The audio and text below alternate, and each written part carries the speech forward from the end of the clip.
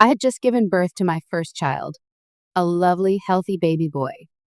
While my body was still exhausted and overwhelmed with immense joy, I believed that John and I were about to begin a new chapter, a complete, loving home. I never imagined that the moment his parents walked into the hospital room would mark the beginning of a nightmare. As soon as my mother-in-law stepped into the room, a cold wave rushed in like a winter wind hitting my face. The entire space around me suddenly thickened, as if time had stopped and everything was being compressed into a frozen void. It felt like someone had opened a door leading to a frigid, inescapable world, and I couldn't escape it. Although I knew she would come, her presence still shook me. With every step she took, I felt a pull toward her, as if she were exerting control over everything. Her smile, what I had grown far too familiar with over the years, now carried a completely different meaning. It was like a cold, calculated mask, as if she already knew everything, as if she had long foreseen it all and now only needed to reap the results. Every time I saw her smile like that, a chill ran down my spine, and I felt like a pawn in her hand, powerless to resist. She walked closer, her sharp gaze like a blade, looking at me with smugness, as if she already knew the outcome of this conversation before it even began. Each step she took felt like an unavoidable advance, as if she was the one in control.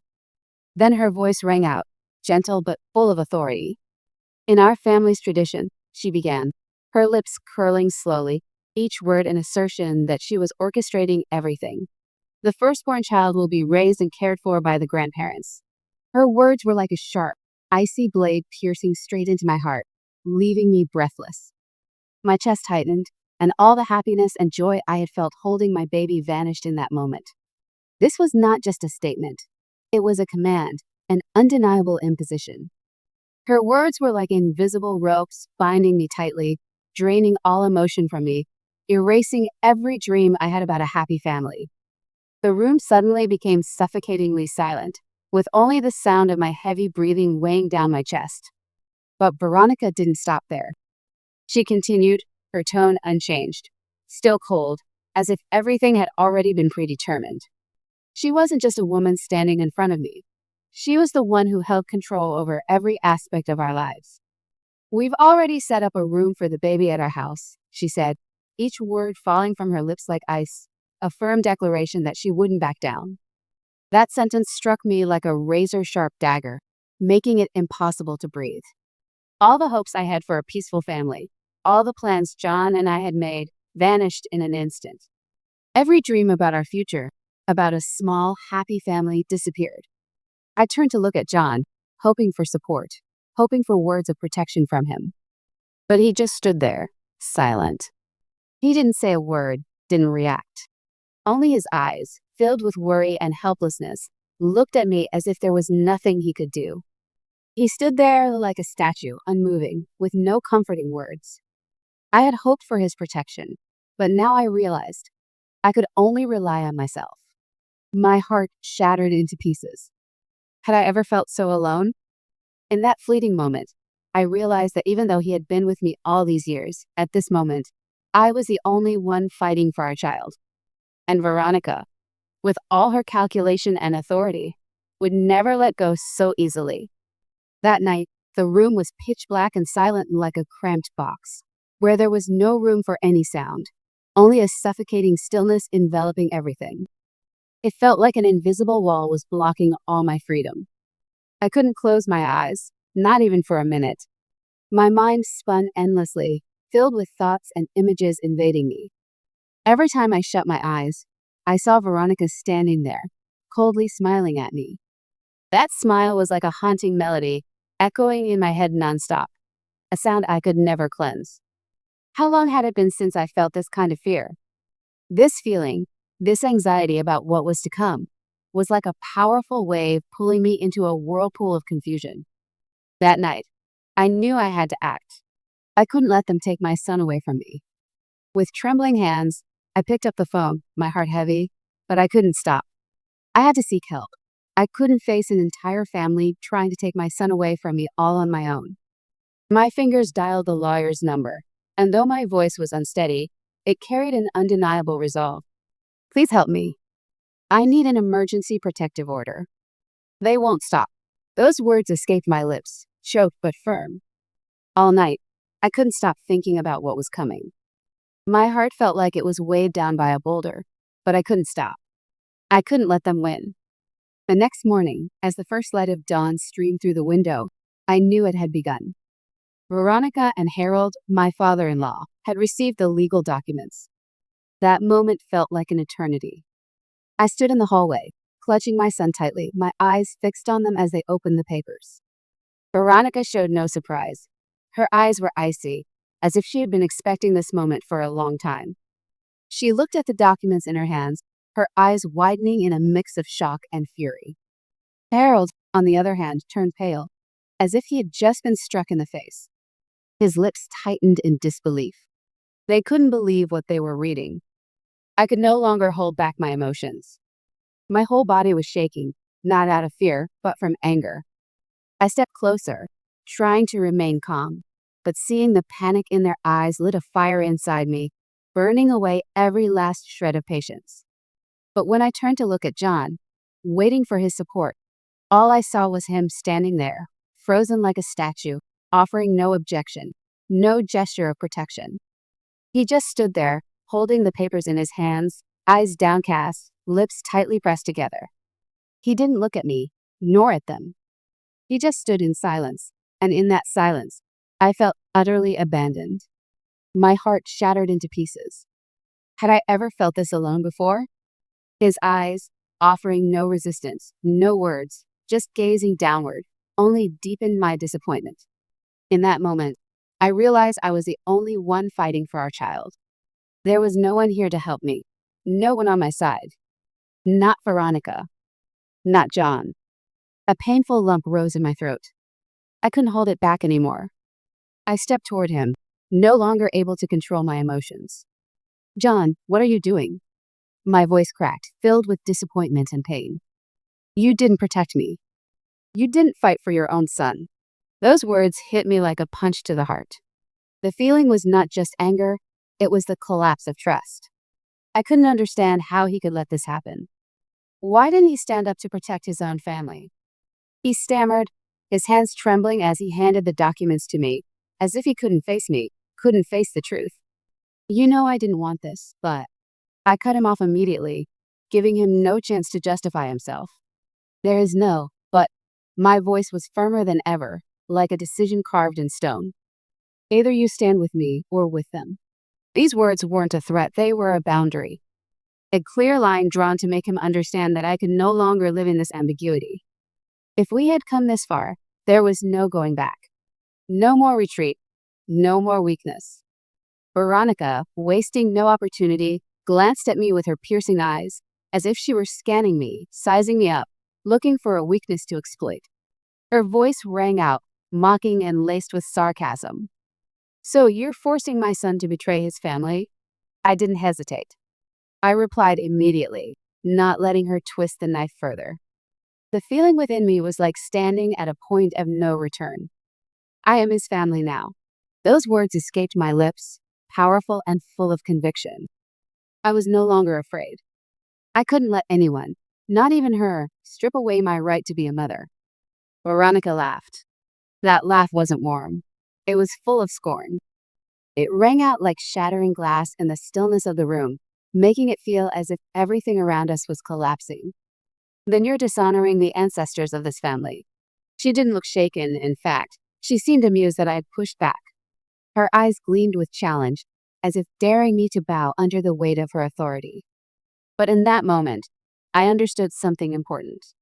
This battle wasn't just about custody of my son, it was about respect, about the right to decide my own life.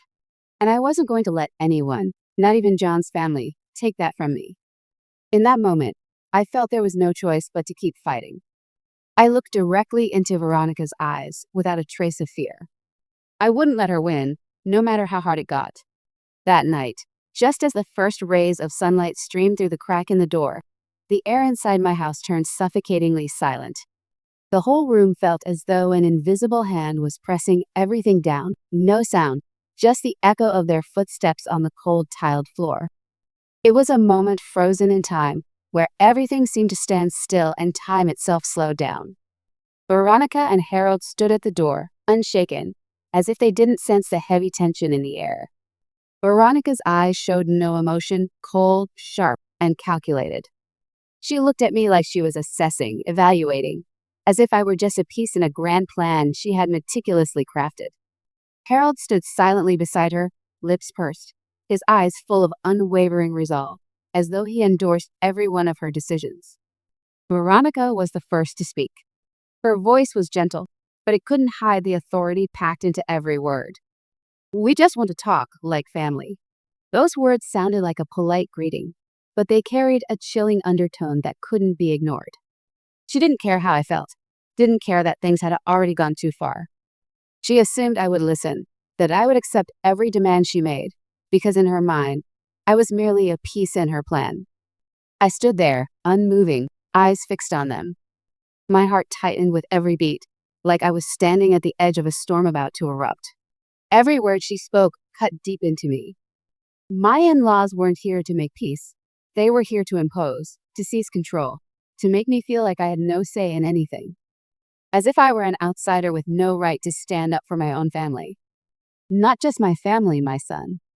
A surge of anger rose inside me, a flame that couldn't be extinguished. I couldn't tolerate their arrogance any longer, their self-righteousness. I took a deep breath, trying to control myself, but I couldn't. Every word that came out of my mouth was a blow, a way to assert that I was not someone to be manipulated. I responded coldly. "There's nothing left for us to talk about." My reply was like a slap to their faces. I saw a flicker of surprise in Veronica's eyes, but she didn't react immediately. Instead, she turned to John, her gaze sharp as a blade, her tone full of reproach, as if digging into every weakness he had. "You're going to let her treat your parents like this?" My eyes didn't leave John, and in that moment, a deep disappointment welled up inside me. I looked at him, and I couldn't believe what I was seeing. He didn't defend me, didn't say a word. His entire body was rigid, like he was trapped between two worlds. One world with me, where I was fighting for our family, and another with his mother, where everything had already been decided. He didn't dare do anything. He just stood there, holding the documents in his hands, eyes lowered, lips pressed tightly together. He didn't look at me, didn't look at them. He simply stood there, like a statue, no reaction, no words of support. "You're just going to sit there and watch," I snapped, each word cutting like a blade. I had lost all patience. This was no longer a simple conversation, it was a battle. A battle I couldn't walk away from. A battle I had to fight to protect my son. I looked at John, waiting for a response, but he couldn't give one. I felt myself shattering right in front of him. Veronica didn't miss the opportunity. She shot me a cold glare, her voice laced with mockery, like she was testing me. "Don't make this more complicated than it needs to be. You won't win." That sentence struck me like a direct blow to the heart, as if she were cutting off all my strength. But I couldn't back down. I wouldn't let myself be afraid. Not now. Not in this fight. In that moment, I was no longer a weak woman, no longer someone that they could easily manipulate. I looked straight into Veronica's eyes, unwavering. "You won't win," I replied, my voice firm, certain. "I won't let you take my son. No matter what, I will fight until the end."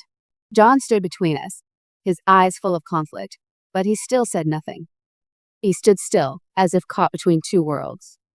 One world with me, where I was fighting for our family, and another with his mother, where everything had long been decided. He didn't know how to make the right choice. But I already knew in this battle, I could only rely on myself. I carried my son away from the house, each step heavy as if I were dragging an entire world behind me. My heart ached, but within me, a resolve was beginning to form. My arms clutched my little boy tightly, as if trying to shield him from everything happening around us. My footsteps echoed on the empty street, no other sounds, only the wind brushing against my face, bringing with it a sense of coldness and emptiness. I didn't look back. I didn't dare look back at the house that was once our home, because I knew that if I did, I would collapse. After walking for a long time through the night, I found a small roadside inn just outside the city. The inn was old and unremarkable, but it was the only place where I could find a bit of peace at that moment. I walked in, each step heavy on the cold tiled floor. The room was small and simple, with only a single bed and an old table. The light from the desk lamp was dim, not enough to fully illuminate the space, but I didn't need anything more. This was the only place where I could take shelter, away from the turmoil, where I could hold my child in my arms and feel the warmth of motherhood. I sat down on the bed, holding my son close. My baby, his eyes still gently closed, as if unaware of all that was happening, had his tiny hand wrapped tightly around mine, as if he knew I was all he had right now. I gently stroked his soft hair, a warmth enveloping me, but a deep pain also crept into my mind. I couldn't believe everything had come to this, that I had to leave home, had to flee from the very people I once believed would support me in every situation. Tears began to fall, tears I could no longer hold back. These tears weren't just sadness. They were anger, frustration, and disappointment. Why did I have to fight alone? Why did I have to face all this pressure without anyone on my side? I shook my head, trying to chase away the dark thoughts. But when I looked at my son's face, at his tiny hands still gripping mine, I knew I couldn't let go. I couldn't break down. I couldn't allow this pain to defeat me. My son didn't know where we were, didn't know that everything had changed, but I knew he needed me. His little hand held tightly to mine, as if he didn't want me to leave. And in that moment, I knew I couldn't give up. No matter how hard things got, I had to be strong. I had to do everything I could to protect my son, because he deserved a better life. I took a deep breath, trying to calm the storm inside me. The tears kept falling, but I wouldn't let them control me anymore. I knew I couldn't afford to be weak now. I looked at my child, my eyes filled with love and determination. He wouldn't have to suffer the things I had suffered. I would protect him with everything I had. In that small room, in the stillness of the night, I held him close, feeling his gentle breathing. And in that moment, I knew that even if the whole world turned against me, I would never abandon him. I would fight for him, for our family, for a future that we would walk together, without fear, without worry. I went to their house in the late afternoon, when the air around seemed as gloomy as a warning. The sky was overcast, heavy with clouds, as if a storm was coming. My in-laws' front door looked the same as always, except this time, it no longer felt like a place of safety. As I stepped inside, I immediately felt the chill in every corner of the house. Veronica and Harold were already seated, their eyes fixed on me, not with a welcoming gaze, but one full of calculation. No one said a word. Only the ticking of the wall clock echoed steadily, adding to the heavy silence in the room. I knew this battle had begun, and there was nothing that could make me back down. I looked straight at Veronica. I could see the crooked smile on her lips. She didn't seem the least bit surprised that I had shown up. She had been waiting for this moment, and I knew she thought she had already won. I pulled out my phone, and a cold shiver ran down my spine as I hit play on the recording. Veronica's voice rang out in the silent room, clear, firm, undeniable. The truth can be bought. Those words were like an icy blade slicing through me. It wasn't a joke. It was an admission, a declaration from the woman I once believed would stand for family. The room suddenly felt colder. The space seemed to thicken, making it hard to breathe. Veronica's voice pierced through the remnants of my naivety, shattering everything I had trusted. I turned to John, waiting for a reaction from him.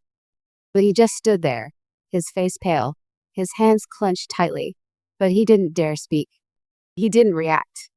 He didn't speak up to defend me. He just stood there, silently, like a statue. John sat down on a nearby chair, but he couldn't sit still. He looked as if he were surrounded by a wave of confusion and fear. He lifted his head, his eyes looking at his mother with a face full of disappointment, but he still couldn't say anything. "Mom, please, tell me that's not true." His voice trailed off, as though he didn't want me to hear the pain in it. His words sounded like a plea, but one stripped of power. His gaze remained fixed on his mother, but in his eyes, I saw an overwhelming helplessness. He couldn't stand up for me. He couldn't do anything except remain silent. I felt a wave of disappointment rise within me. In that moment, I realized something. I was completely alone in this battle. John wasn't on my side. He stood between his mother and me, and nothing could change that. But I couldn't stay trapped in that silence. I had to speak. John, are you really going to let them take your son away like this? My voice was cold, but filled with pain. I couldn't hide the hurt in that question. Veronica didn't say another word. She just stood there, her gaze cold as ice, staring at me like a challenger. In that moment, I knew everything had changed. No one, not even her, could stop me now. After all the tense days and sleepless nights, after endless legal battles, I had finally won custody of my child. The court's ruling echoed like a powerful declaration, a full stop to all the fear and uncertainty I had endured. When I held the custody order in my hands, my heart burst with emotion. I felt like I had been freed from a massive burden, and for the first time in so long, I could finally breathe. Veronica was barred from approaching.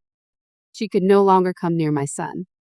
It was a clear recognition of my authority, of our independence, mine and my child's. John, the man I once trusted, was now allowed visitation only under court supervision.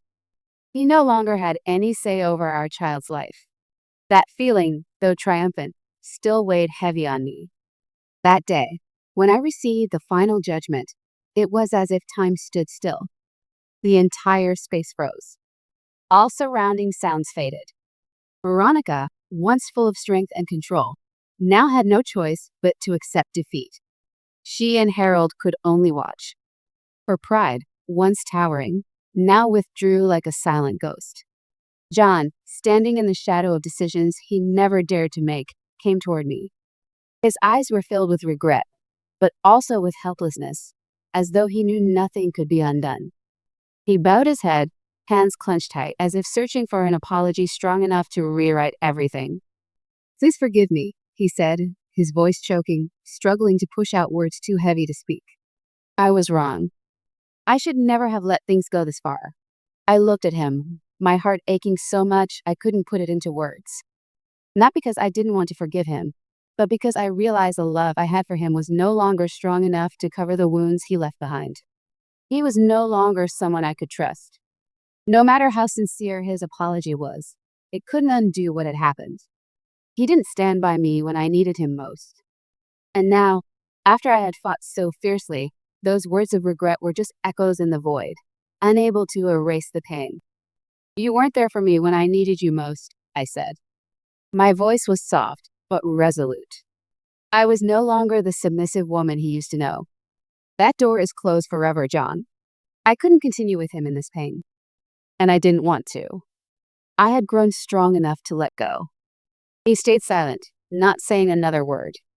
His eyes, once filled with hope, the very eyes I once loved, now held only sorrow and disappointment. It felt like everything inside him had shattered, as if he knew I no longer loved him the same way. I turned away, not looking back. I left him in silence, with nothing left to say. The door between us had closed forever. I held my son in my arms, gently laying him in bed, feeling each breath as he slept soundly. His eyes were closed in deep sleep, his soft hair resting against the pillow.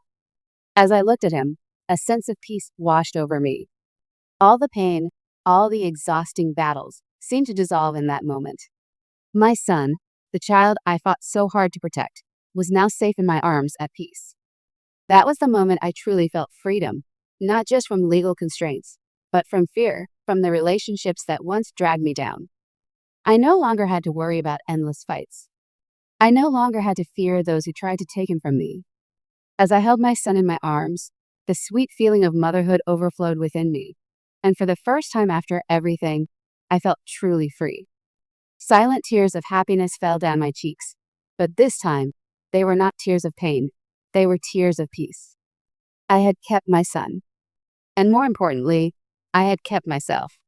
That was a kind of freedom no one could take from me, the right to love and protect my own family. My son slept soundly in my arms, and I knew that no matter what difficulties still lay ahead, I would always be a strong mother, always ready to protect him at any moment.